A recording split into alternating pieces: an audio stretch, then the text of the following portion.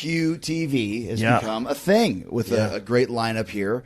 And we're going to talk a lot to Aaron and to Harley, but just tell us how kind of QTV came out of the remnants of the factory, correct? Yeah, so we did an episode of Rampage that was the lowest drawing Rampage of all time. Were you in the main event? I was. Thanks to the house. And I will say this, the main event did really well, but it was just overall was a very poorly rated Rampage, and Tony called me, he said, hey, I think you're not presented as a huge star, and then you're not leading a bunch of stars, so it's kind of maybe it's time to disband. Let's come up with a new idea. And that someone pitched Just Joe from WWE. No, so pass on that. Right. So I was like, oh man, I don't want to be another joke. Like I want to do something fun. And maybe the worst gimmick ever. Yeah, it was your clickbait. So I just said, I was like, what could we come up with? And then Tony said, have you ever seen the movie Pop Star? And I said, no. He said, well, if you look at it, they make fun of TMZ. And I said, well. Is that with Andy Samberg? Yes, Andy Samberg, right. Keeping on? Yeah.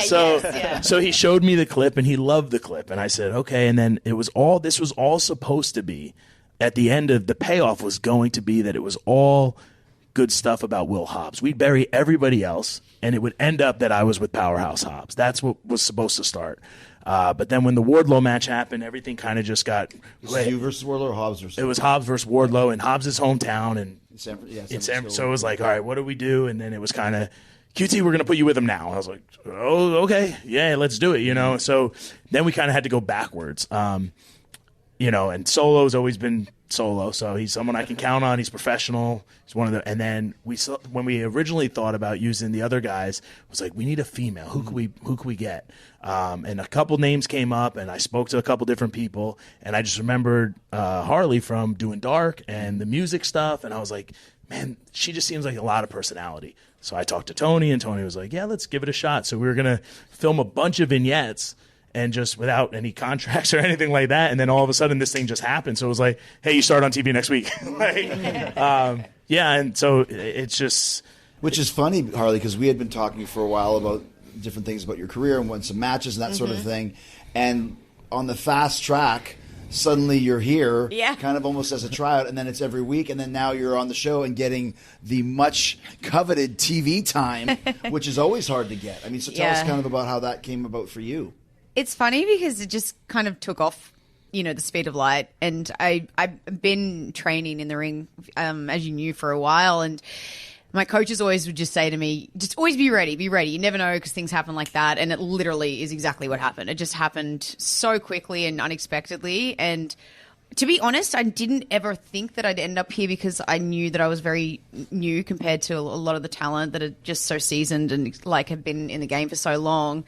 And I guess I just had an opportunity and it went well. And then people gave me more opportunities. And then, obviously people like yourself believed in me and shit just went bam. Well, it's almost like right place at the right time. And that's what the business is all about. Mike, 100%. Sure, QT will tell you that for sure, right? Yeah, absolutely. It's like I said, I'm so thankful to be in this position. And like you said too, everyone's in the same boat of the show's only so long and, it's so good when you're actually getting the opportunities to be on TV. So I'm just blown away with how awesome everyone's been and the opportunities I've had so far. And hopefully it's just the beginning.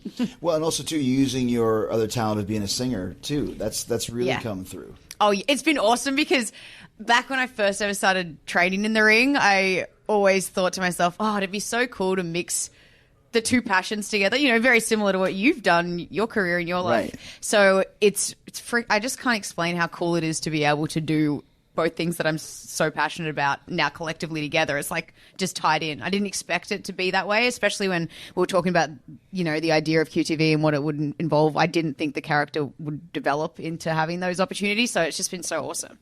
Yeah. Now, Aaron, you've been with QT for a long time. With the factory and now with QTV. So what was it that you think kept you as part of this group? I don't know, because there was talks of us being in the group with all the original factory members. Which was Nick Comoroto. Who else is in there? Lee Johnson and the new guy, Cole Carter. Cole Carter, right. Yes. Yeah. And then we were supposed to do all the stuff that QT had mentioned, and then it got turned into none of us are doing it. Then it... the day with when Hobbs won the title, QT came up to me and goes, "You're back in it now." And I go, "Is this permanent? Is it just for today?" He's, I don't know. We'll see where it goes. And it just will it into existence. Yeah.